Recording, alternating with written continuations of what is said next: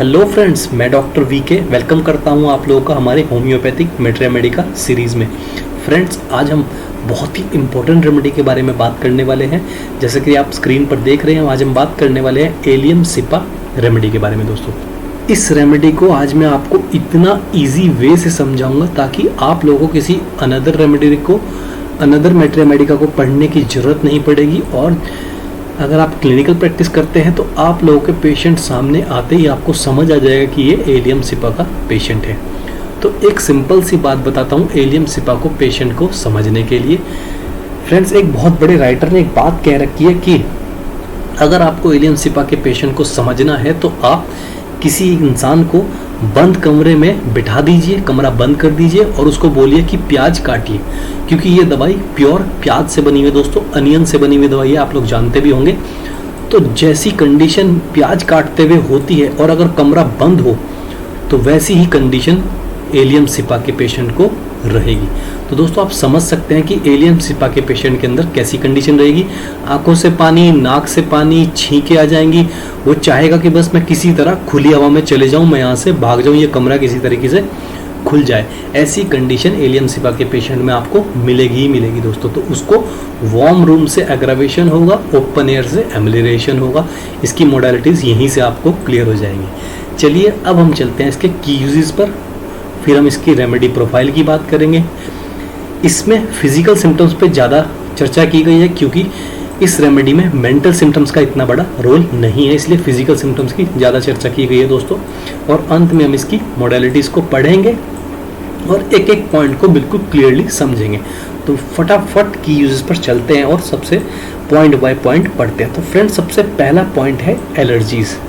तो एलर्जी होती क्या है फ्रेंड्स? एलर्जी बेसिकली हमारा इम्यून सिस्टम इम्प्रॉपरली वर्क करता है, यानी कि उस तरीके से वर्क नहीं कर पाता है, वो उस तरीके से इन्फेक्शंस या फिर बैक्टीरिया से नहीं लड़ पाता है जिस तरीके से उसे लड़ना चाहिए।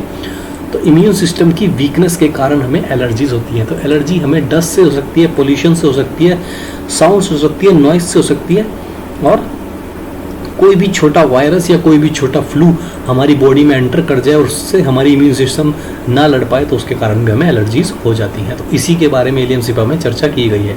सेकंड पॉइंट है दोस्तों कैथरे।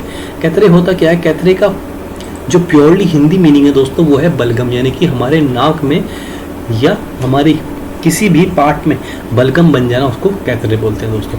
थर्ड पॉइंट में बात की गई है आइज में इरिटेशन। तो जैसे कि मैंने आपको बताया कि जब कोई इंसान प्याज काटेगा बंद कमरे में तो उसकी आंख से बहुत ज़्यादा पानी आता है और वो पानी भी कैसा रहता है दोस्तों? एसिडिक रहेगा, यानी कि वो जलन, बर्निंग पैदा करने वाला पानी रहेगा। उसके कारण हमारी आइज में इरिटेशन आ जाएगी।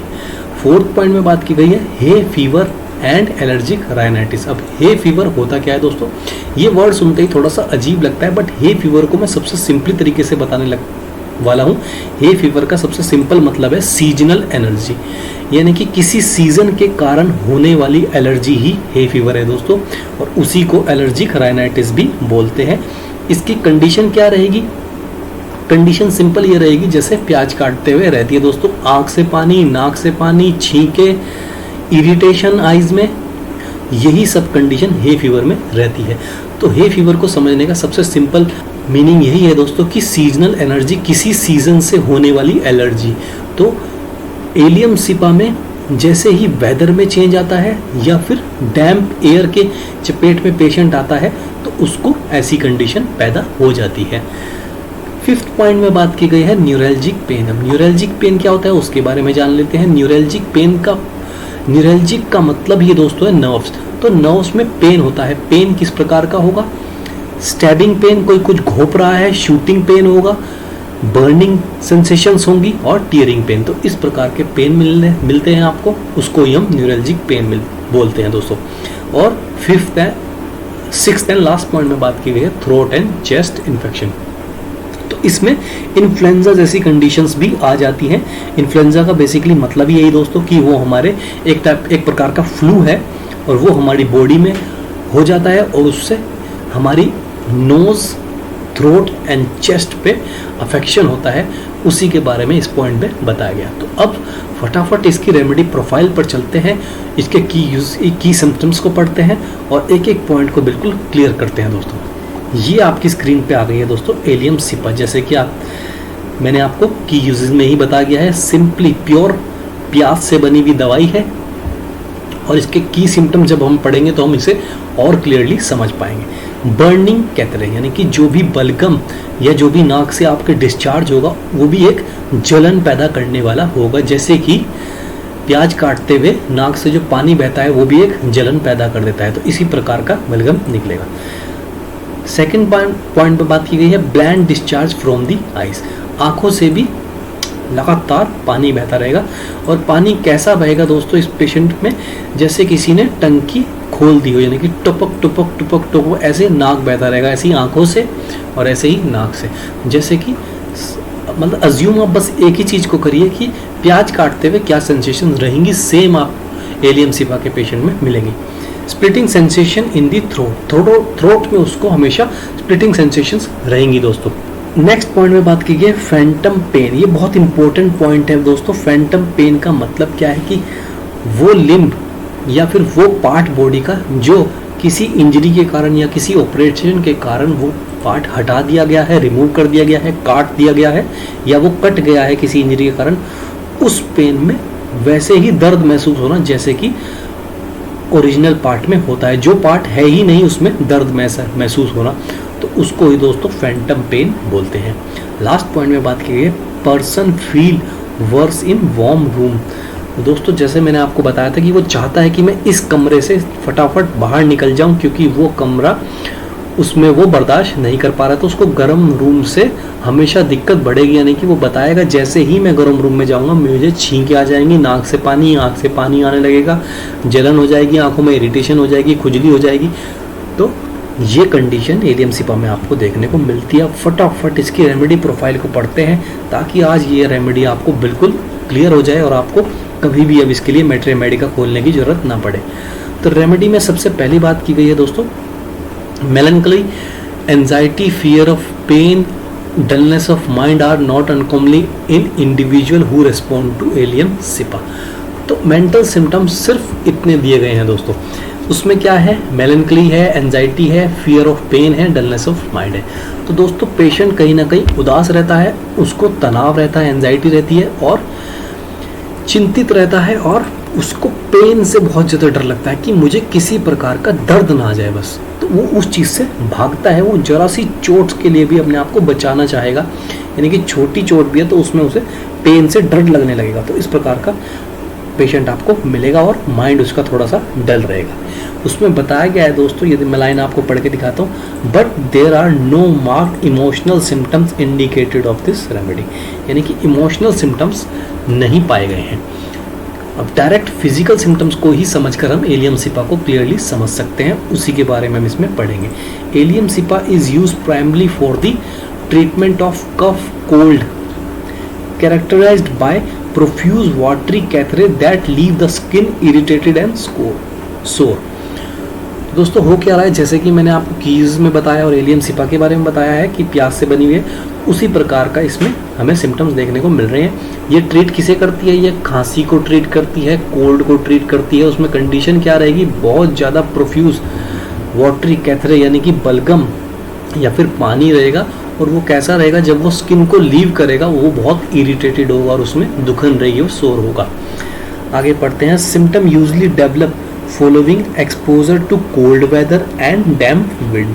तो सिम्टम डेवलप कहाँ पे होते हैं दोस्तों, जैसे ही वो ठंडे वेदर के चपेट में आएगा या फिर डैम्प यानी कि बारिश से पहले वाली हवा या बारिशों में जो हवाएं चलती हैं उस हवा के चपेट में पेशेंट आएगा, तुरंत उसको ये कंडीशन पैदा हो जाएंगी। तो इस बात को भी थोड़ा सा क्लियरली आप समझ लें, कोल्ड वेदर से उसको ये कंडीशन पैदा हो सकती हैं या फिर ठंड या फिर बारिश वाले मौसम की जो हवाएं चलती हैं उन हवाएं से उसको कंडीशन पैदा हो सकती है। आगे पढ़ते हैं। There may be associated with hay fever specially if accompanied by sensitivity to scent of flowers. Flower की सेंट वो बर्दाश्त नहीं कर सकता, जैसे कि हमें प्याज की स्मेल उस टाइम पे बिल्कुल बर्दाश्त नहीं होती है, इसी प्रकार से पेशेंट बहुत हाई स्मेल किसी भी प्रकार की बर्दाश्त नहीं कर सकता। इसमें सेंट ऑफ फ्लावर का एग्जांपल दिया है, बट आप अगर उस पेशेंट के सामने हार्ड परफ्यूम भी लगा के जाएंगे तब भी वो उससे इरिटेट होगा, उसको इरिटेशन पैदा हो जाएगी, आइज़ में, नोज़ में उसको छींके तक भी आ सकती है। बट इसमें सेंटर फ्लावर का भी सिम्टम बहुत मेन है दोस्तों।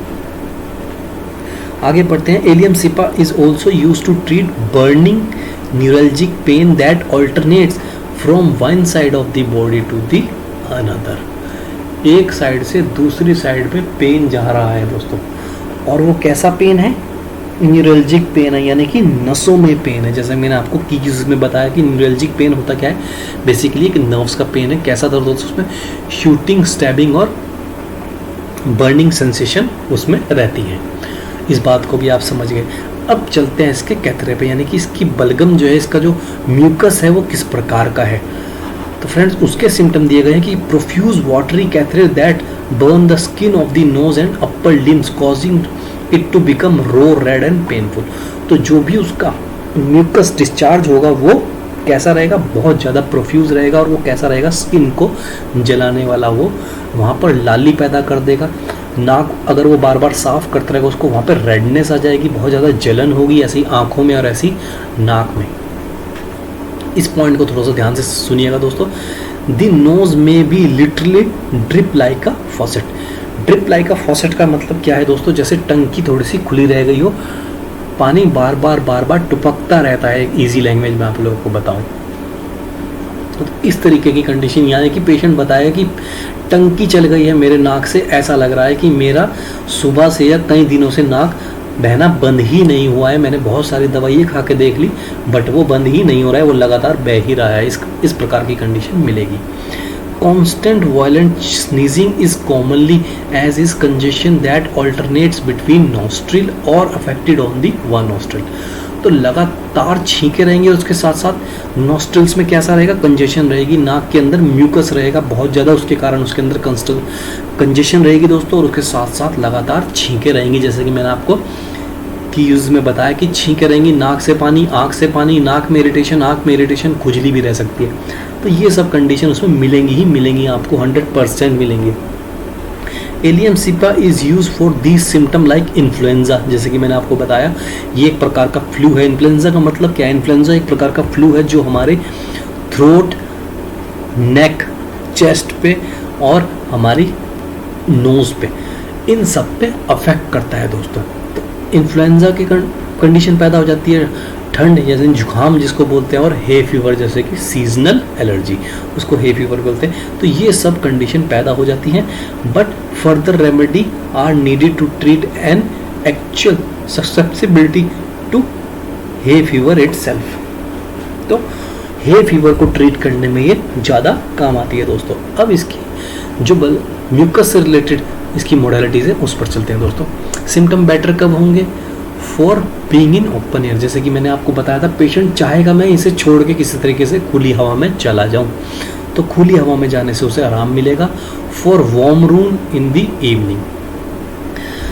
फ्रेंड्स ये मोडालिटीज़ आपको पूरी एलियम सिपा में मिलेंगी। उसको खुले से आराम मिलता है, गर्म कमरे से उसकी दिक्कत बढ़ती ही बढ़ती है। तो आपको अगर एलियम सिपा डाउट लग रहा है कि ये एलियम सिपा का पेशेंट है, तो उससे मोडालिटीज़ में ये 2 क्वेश्चन जरूर करने हैं कि क्या गर्म कमरे में अगर आप जाएंगे तो क्या ये प्रॉब्लम और बढ़ जाएगी? अगर प्रॉब्लम बढ़ती है तो आराम कब मिलेगा? अगर पेशेंट ने बताया खुली हवा में आराम मिलेगा और एलियम सिपा जैसी कंडीशन आ रही है, तो दोस्तों दावे से कह सकता हूँ एलियम सिपा 100% काम करेगी। एक दिन में ही उसको इतना रिलीफ मिल जाएगा कि उसे बहुत सारी एलोपैथिक मेडिसिन से भी नहीं मिलेगा। और मैं अपनी ये लाइव एक्सपेरिमेंट से बता रहा हूँ दोस्तों, लाइव एक्सपीरियंस से आप लोगों को ये बातें बता रहा हूँ। अब चलते हैं इसके आइज इरिटेशन के सिम्टम्स पर। An irritating discharge that cause an urge to rub these eyes.